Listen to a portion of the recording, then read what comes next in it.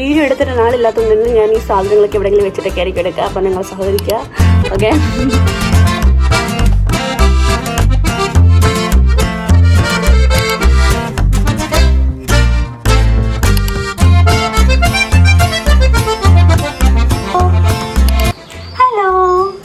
അപ്പൊ ഞാൻ കുളിച്ച് നല്ല ഫ്രഷ് ആയിട്ടൊക്കെ ഉണ്ട്. നല്ല സുന്ദരക്കുട്ടി ഞാൻ തന്നെ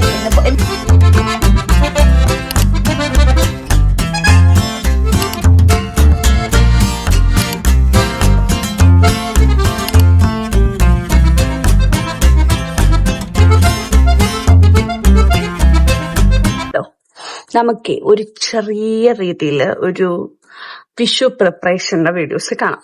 ഞാൻ ഇതൊരു ലോങ് വീഡിയോ ആയിരിക്കും. വേറൊന്നല്ല, വിഷു നാളെയാണ്. അപ്പം ഒരുപാട് ഒരുക്കാനും എടുക്കാനുമായിട്ട് ഒരുപാട് കാര്യങ്ങൾ ചെയ്യാൻ എടുക്കാനുണ്ട്. ഞാൻ ഇങ്ങോട്ട് നോക്കുന്നത് എന്താ വെച്ചാൽ ഇവിടെയാണ് എനിക്ക് വ്യൂ കിട്ടുന്നത് ക്യാമറയുടെ, അതുകൊണ്ട് എനിക്ക് അങ്ങോട്ട് പോണത് കണ്ണ്. അപ്പം അതുകൊണ്ട് തന്നെ ഒരുപാട് കാര്യങ്ങൾ ചെയ്യാനും എടുക്കാനുമായിട്ടുണ്ട്. അപ്പം എന്താ പറയാ, അപ്പൊ അങ്ങനെ കുറച്ച് വീഡിയോസ് ഇന്നത്തെ എന്റെ വീഡിയോസിലുള്ളത്. രാവിലെ തൊട്ട് വൈകുന്നേരം വരെയുള്ള എന്റെ കലാവിരുദ്ധകളാണ് നിങ്ങൾ കാണാൻ പോകുന്നത്. സത്യം പറഞ്ഞ ഇവിടെ അമ്മയില്ലാത്തതുകൊണ്ട് തന്നെ രാവിലെ തന്നെ കുറച്ച് പണി വർക്കൊക്കെ ഉണ്ടായിരുന്നു. ഇപ്പൊ ഏകദേശം സമയം 10:30. ഇനി ഇവിടുന്ന് തൂക്കുന്നുണ്ട്. കുരുപ്പാണ് ചില പീരീസ്. ഇനി ഒന്ന് ഇവിടുന്ന് തൂക്കണം, തുടയ്ക്കണം. അപ്പൊ നമുക്ക് വ്ളോഗിലേക്ക് കിടക്കാം. വിഷു പ്രിപ്പറേഷന്റെ കുറച്ച് വിഷുവിന് നമ്മൾ പ്രിപ്പയർ ചെയ്യുന്ന കുറച്ച് വീഡിയോസ് ആണ്. അപ്പോ ഓക്കെ, അപ്പോൾ ഞാൻ പറഞ്ഞ പോലെ വിഷു ഒക്കെ ആയി കഴിയുമ്പോഴത്തേക്ക് ഭയങ്കര ത്രില്ലിംഗ് ആണ് എനിക്ക് ഓണത്തിനേക്കാൾ കുറച്ചുകൂടി ഭയങ്കര എക്സൈറ്റ്മെന്റ് ആണ് വിഷു വരുമ്പോഴത്തേക്ക്. അപ്പോൾ ഞാൻ ഫസ്റ്റ് തന്നെ സിറ്റൗട്ട് നല്ല വൃത്തിക്ക് തൂത്തുവാരി. കാര്യം ലൂണയുടെ രോമം കൂടുതലായിട്ട് കിടക്കുന്ന സിറ്റൗട്ടിലാണ്. കാര്യം അവൾ കൂടുതൽ സമയം കിടക്കുന്ന സിറ്റൗട്ടിലായതുകൊണ്ട് തന്നെ നല്ല വൃത്തിക്ക് രോമമാണ്. അപ്പം ഞാൻ തൂത്ത് കഴിഞ്ഞപ്പോൾ എൻ്റെ അച്ഛൻ പറയുകയാണ്, ഞാൻ തൂത്തത് നീ തൂത്തി അങ്ങോട്ട് പൊടി പോയിട്ടില്ല എന്നും പറഞ്ഞ് അച്ഛൻ്റെ വക തൂപ്പ് വേറെ നടത്തിക്കൊണ്ടിരിക്കുകയായിരുന്നു. അപ്പം ഞാൻ ചുമ്മാ ഒരു വീഡിയോ എടുത്തതാണ് കേട്ടോ. അങ്ങനെ അത് കഴിഞ്ഞപ്പോഴത്തേക്ക് ഞാൻ ഫുള്ള് തുടച്ച് വൃത്തിയാക്കാന്ന് കരുതി ലൂണയാണെ ഒടുക്കത്തെ കൊര, പെണ്ണിനെ പുറത്തിറക്കാത്തതിൻ്റെ കൊരയെല്ലാം അവൾ കാണിച്ചുകൊണ്ടിരിക്കുകയാണ്. കാര്യം അവളെ ഞാൻ കുളിപ്പിച്ചൊരു കൂട്ടിക്കയറ്റിയേക്കാണ്. അമ്മ ഇല്ലാത്തതുകൊണ്ട് തന്നെ ഫുള്ള് പണി എനിക്കായിരുന്നു ഗെയ്സ്. അങ്ങനെ അത് കഴിഞ്ഞ് തുടച്ച് നല്ല വൃത്തിയാക്കി. കാര്യം ഇവള് കിടക്കുന്നതുകൊണ്ട് തന്നെ സിറ്റൗട്ട് മിക്കപ്പോഴും തൂത്ത് തുടച്ച്, മിക്കപ്പോഴും അല്ല ഡെയിലി അതാണ് പണി സിറ്റൗട്ടില്ല ശരിക്കും പറഞ്ഞാൽ. ഉരുളി ഇനി ഇത് തേക്കണം. ഇതിനകത്തൊരു പൊടിയുണ്ട് കേട്ടോ, നിങ്ങള് ഈ പൊടി നല്ല കേട്ടോ. ഇതുകൊണ്ട് തേക്കുമ്പോൾ ഉണ്ടല്ലോ നല്ല വൃത്തിക്ക് അത്യാവശ്യം അഴുക്കൊക്കെ പോകും, പെട്ടെന്ന് എടുക്കും. ഞങ്ങൾ കിളക്കെല്ലാം തേക്കുന്ന ഇതുകൊണ്ടാ, ഈ പൊടി ഉണ്ടാ. അങ്ങനെയൊന്നുമല്ല ഇപ്പൊ എന്റെ കൈ കണ്ടിരിക്കുന്നത്.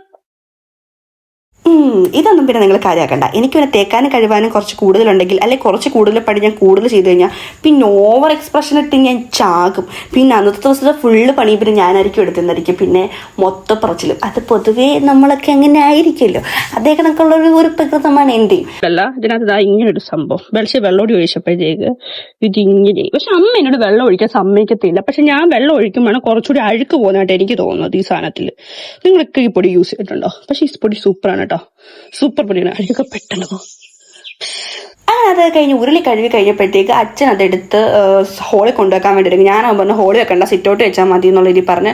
കാര്യം നല്ല ഭാരമാണ് ഈസി, എനിക്ക് സാധനം പൊക്കാൻ പറ്റൂല, നല്ല ഭാരമാണ്. എന്നെ കൂടെ താങ്ങാത്ത സാധനം ഞാൻ അച്ഛനെ കൊണ്ട് താങ്ങിപ്പിക്കുന്നു, അത്രേ ഉള്ളൂ.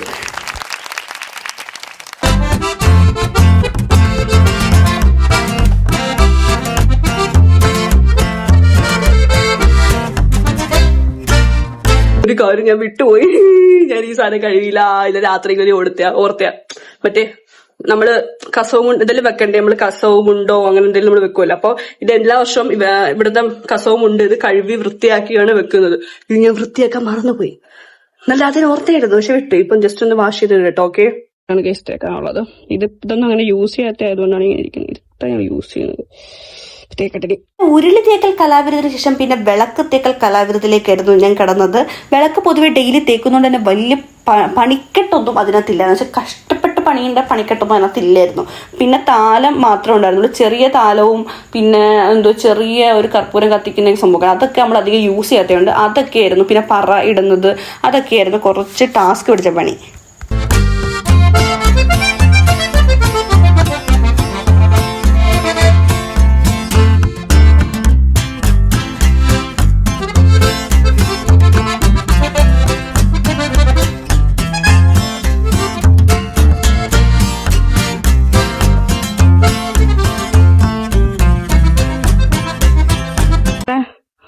വിളക്ക് തേക്കൽ പരിപാടി കഴിഞ്ഞിരിക്കുകയാണ്. സെറ്റായിട്ടുണ്ട്.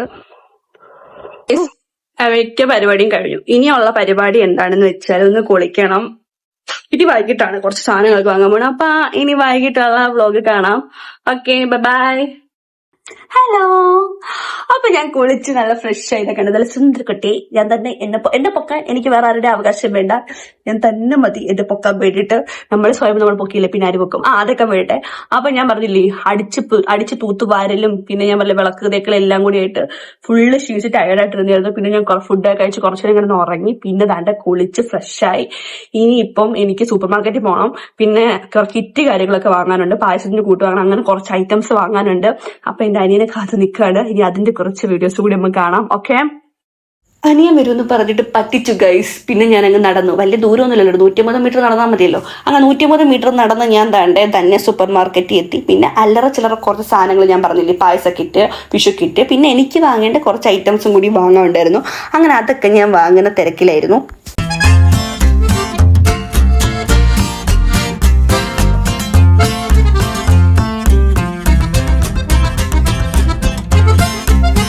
സാധനങ്ങളൊക്കെ വാങ്ങി കഴിഞ്ഞപ്പോഴത്തേക്ക് എൻ്റെ അനിയൻ ലാൻഡാക്കി.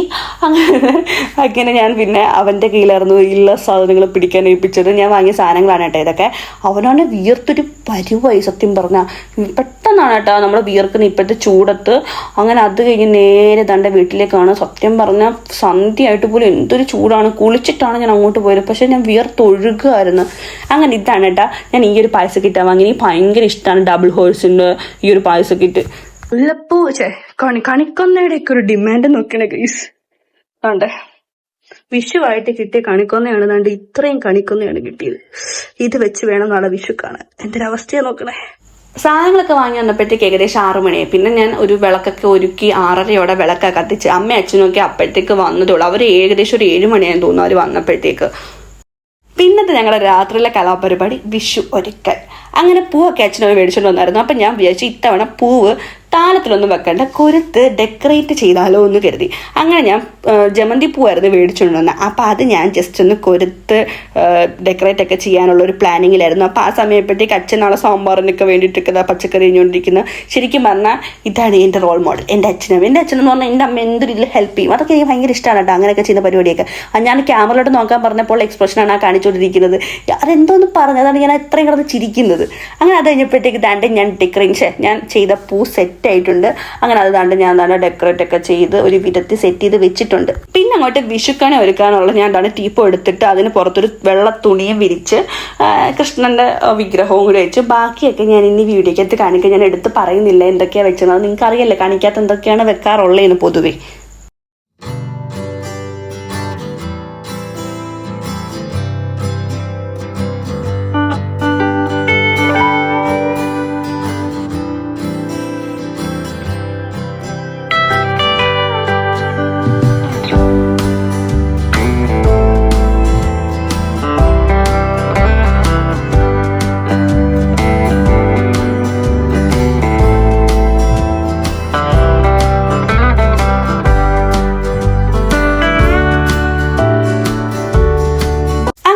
ഏകദേശം സാധനങ്ങളൊക്കെ സെറ്റ് ചെയ്ത് വെച്ചിട്ടുണ്ട്. ചക്ക, മാങ്ങ, പിന്നെ വെള്ളരി, പിന്നെ മത്തങ്ങ, മുന്തിരി, ആപ്പിള്, പിന്നെ ഓറഞ്ച്, അങ്ങനെ പിന്നെ തേങ്ങ, അങ്ങനെയുള്ള ഐറ്റംസ് എല്ലാം വെച്ചു. പിന്നെ തേങ്ങ പൊട്ടിച്ച് ഞങ്ങൾ നാണയമാണ് കേട്ടോ ഇടുന്നത്. ചിലയിടത്ത് അവിടെ ഇങ്ങനെ കത്തിച്ച് വെക്കുന്നുണ്ട്, തിരിയിട്ട് കത്തിച്ച് വെക്കാറുണ്ട്. ഞങ്ങളിവിടെ നാണയമാണ് ഇടുന്നത്.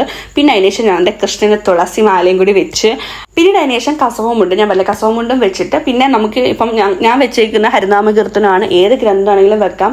അപ്പം ഞാൻ ഹരിനാമകീർത്തന ഗ്രന്ഥമാണ് വെച്ചേക്കുന്നത്. പിന്നെ അതിന് ശേഷം ഞാൻ തന്നെ വെറ്റയും പാക്കം വെച്ച് അതിന് ശേഷം കുങ്കുമം വെച്ച് കരിയും വെക്കും കേട്ടോ. പിന്നെ താണ്ടെ നമുക്ക് നാണയം ഇട്ടതിന് ശേഷം പിന്നെ ഞാൻ നോട്ട് ഇങ്ങനെ കുങ്കുമത്തിന്റെ അവിടെ ആയിട്ട് വെച്ചിട്ടുണ്ടായിരുന്നു. അതിനുശേഷം പറയ്ക്കകത്ത് ഞാൻ അരിപ്പറയാണ് ഇട്ടേക്കുന്നത്. ചിലർ നാണയപ്പറയും വെക്കാറുണ്ട്, ഞാൻ അരിപ്പറയാണ് ഇട്ടേക്കുന്നത്. അങ്ങനെ ഏകദേശം താണ്ടെ എൻ്റെ വിഷുക്കണി സെറ്റായിരിക്കുകയാണ് ഗെയ്സ്.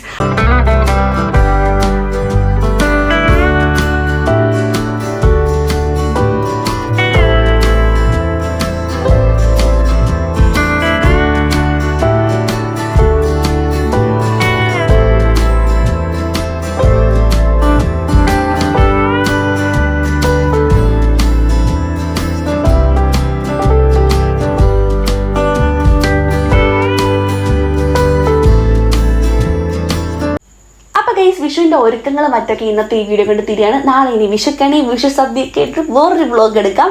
അപ്പൊ ഇത്രേ ഉള്ളൂ. Tata bye bye, see you ഉമ്മ.